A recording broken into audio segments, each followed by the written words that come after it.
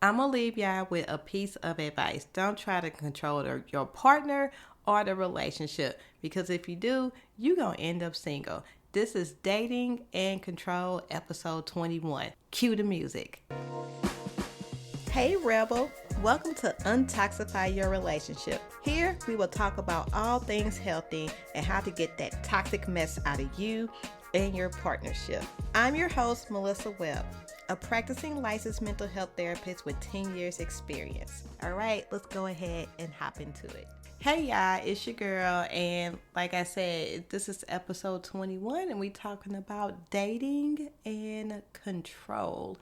As y'all know, I'm a therapist and I see individuals and help them with their relationship issues. Don't necessarily do a lot of couples work, do a lot of individual work with people.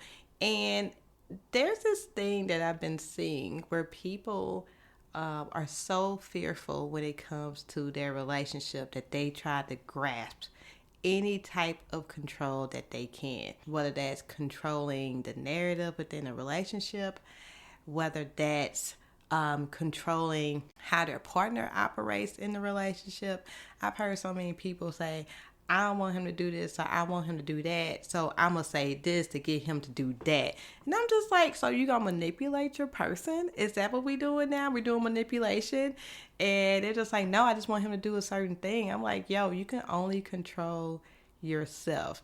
And lately, I've been seeing a lot of people trying to control the narrative of their partner and their relationship just to get what they want, or so that way they can feel comfortable and not have that fear come up, whether it's fear of abandonment, fear that their partner's going to leave them, fear of something, right? And so people try to use control in order to feel comfortable in their relationship. But in actuality, control is an illusion.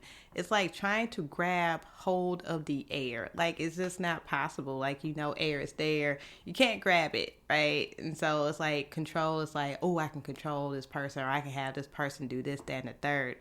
And you can't really make someone do something because you're not God. You're not God. So why are we trying to make people do what we want them to do? That's just not cool, and it's not fair to the other person because they should have their autonomy just like you should have your autonomy. So control is an illusion. That is, if you don't get nothing else out of today, control is an illusion, and we should not be trying to control our partner or the relationship because it's going to keep you single. It's going to keep you single, boo. So today we are going to talk about control.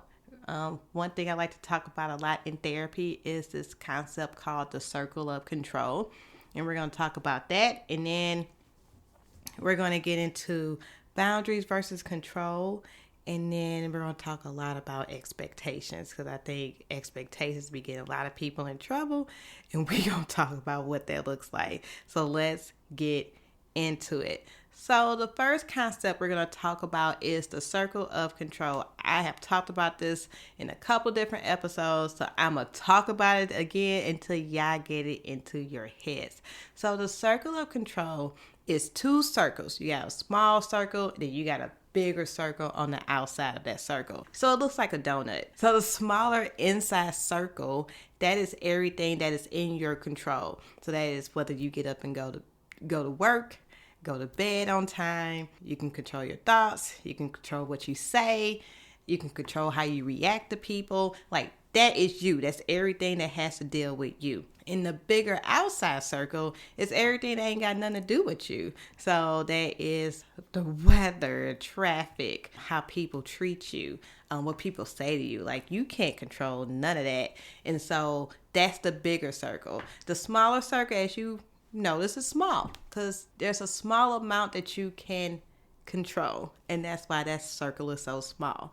The big circle is just let you know, like, it's a lot of things that you just cannot control, and that's okay.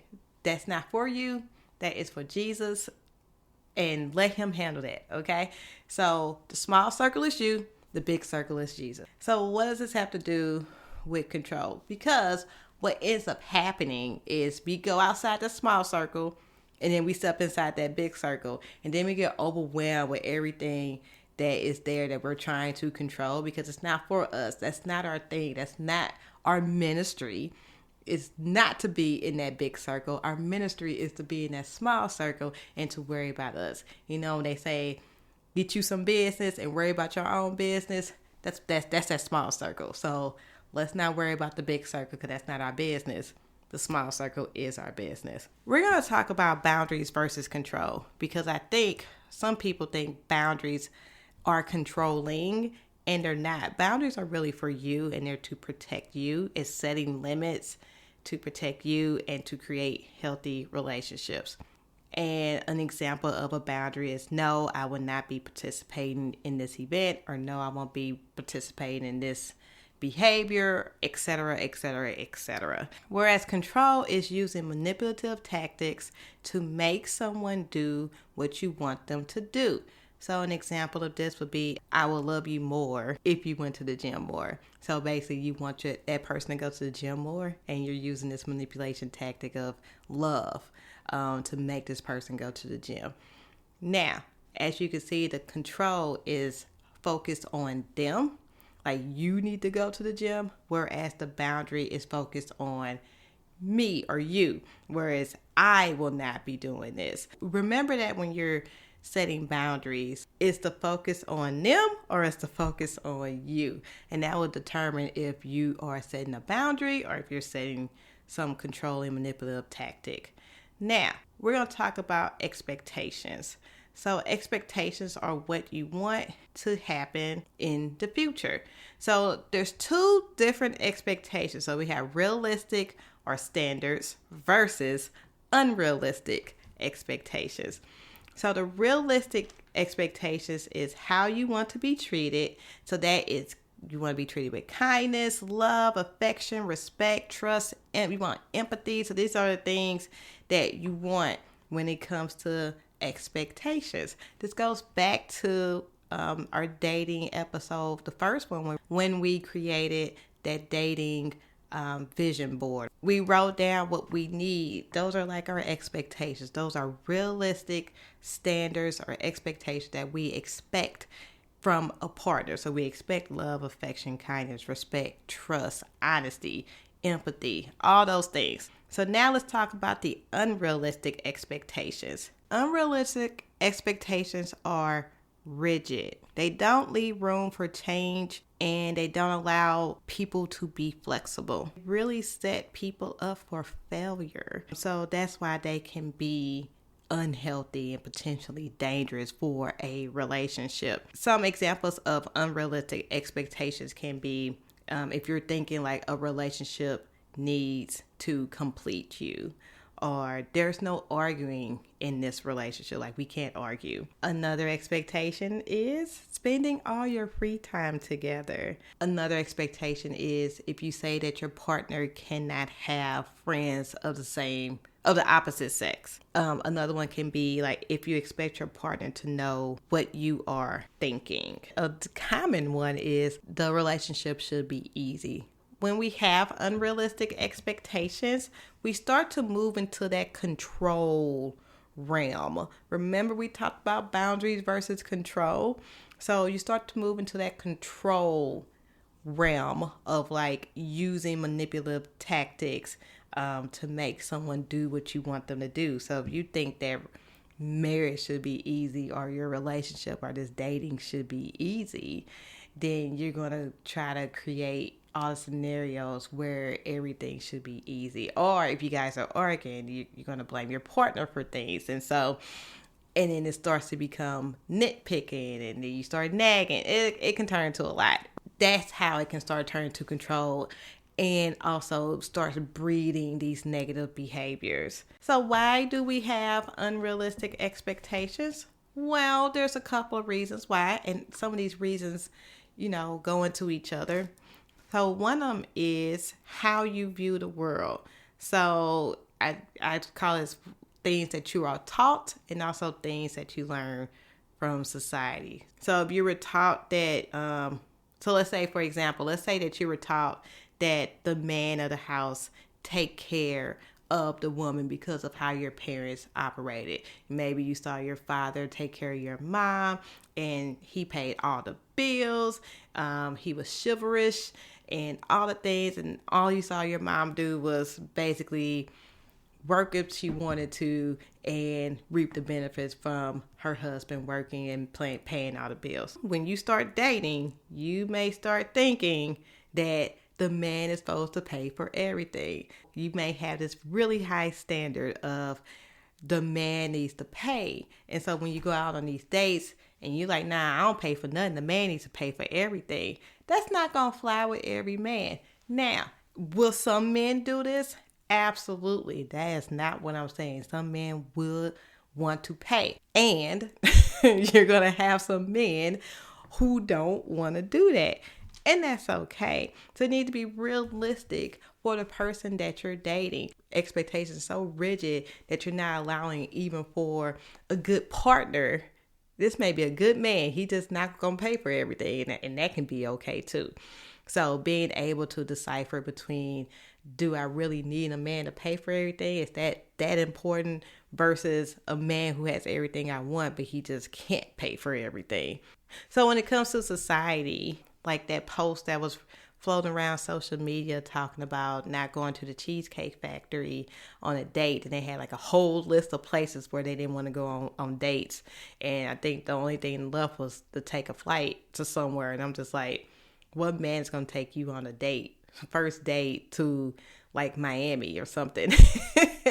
So just that unrealistic expectation of like, I don't want to go no common place for a date. You got to take me somewhere exotic. Like, who's doing that? It's so rigid that you're going to eliminate every guy or woman that comes to you as a potential mate because you have these rigid expectations that really no one's probably going to meet.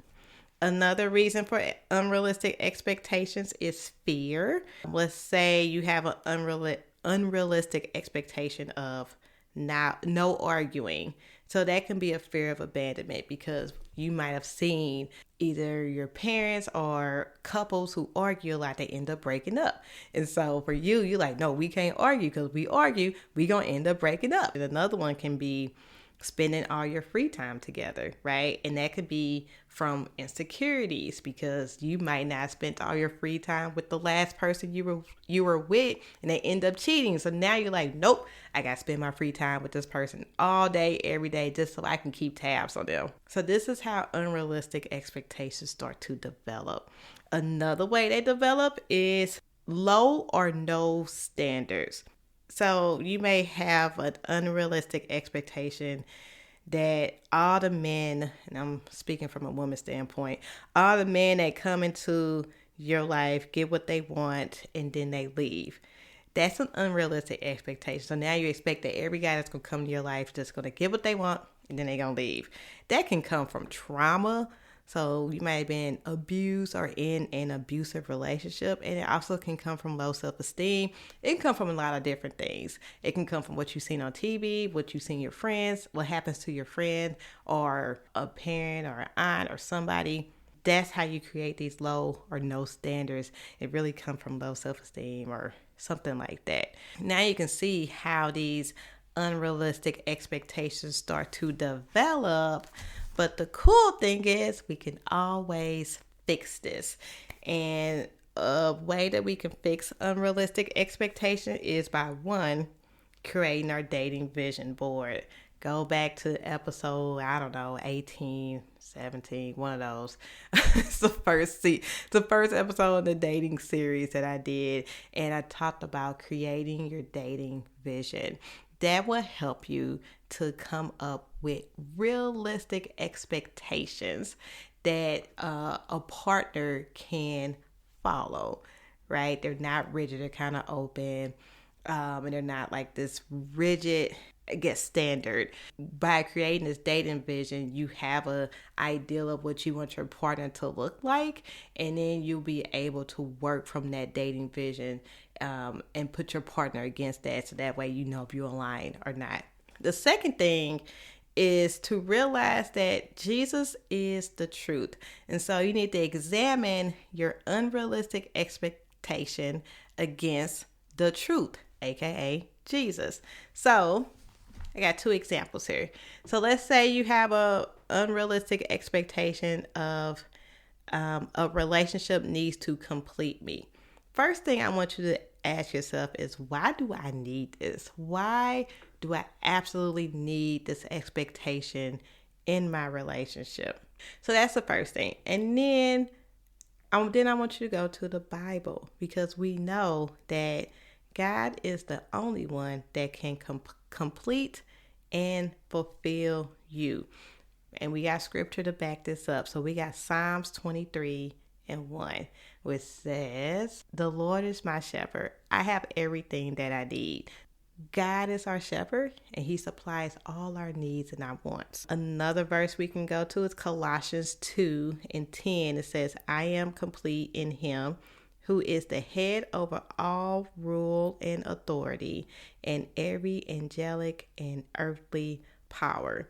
So you are complete in him, Jesus, who is the head of everything. We are made complete in Jesus. If the truth don't back up your unrealistic expectation, then we need to throw it away and actually make a realistic expectation now, because now we know that that unrealistic expectation does not add up to the actual truth. Here's a second one. Let's say you have a expectation that you expect your partner to know what you are thinking at all times. So because this, you don't communicate what's going on in your head, and your partner is steady guessing what's going on with you. First thing we need to do is, why do you need this expectation? So I kind of answered this. I said, partner's supposed to know everything about you, right? Because I've heard this before in the therapy room.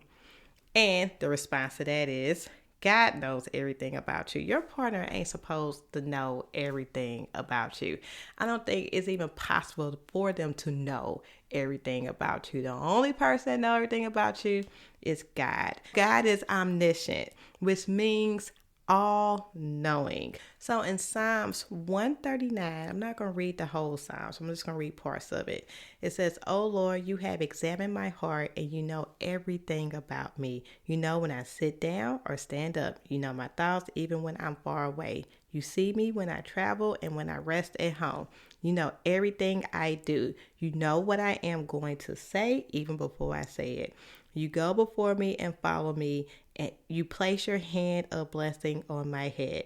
Such knowledge is too wonderful for me, too great for me to understand." So as you see, God knows you.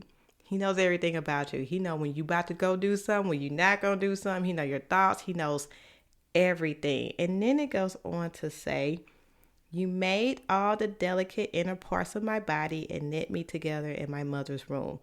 Thank you for making me so wonderfully complex. Your workmanship is marvelous. How well I know it. You watched me as I was being formed in utter seclusion, as I was woven together in the dark of the womb. You saw me before I was born. Every day of my life was recorded in your book. Every moment was laid out before a single day had passed." God knows you. He's the only one that knows you. He formed you. He made you fearfully and wonderfully made.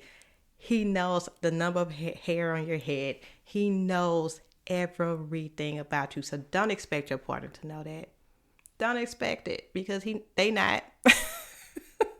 And for you to expect that, that's just not realistic. So going back to, if the truth don't back it up, we gonna throw that unrealistic expectation away and come up with a better one. So a better one can be, I expect my partner to know the things that I tell them about me. I expect my partner to remember those things. If you don't remember everything, that's okay. But I expect them at least remember the important things about me. So let's change that to something else. And that is it. I hope you guys enjoyed this episode. I hope that you will be able to change these expectations to realistic ones. Again, all episodes drop on Monday. Tell your auntie, uncle, and cousin them about the podcast. Thank you to everyone who listens and subscribe and like and repost my posts. I appreciate all of that. And as always, stay classy, and I'll see you guys next time. Peace. Thank you for listening. Go ahead and share this episode with your family and friends. Don't forget to check out the quiz to figure out what your toxic trait is. The link is in the show notes. Thank you, and see you next time.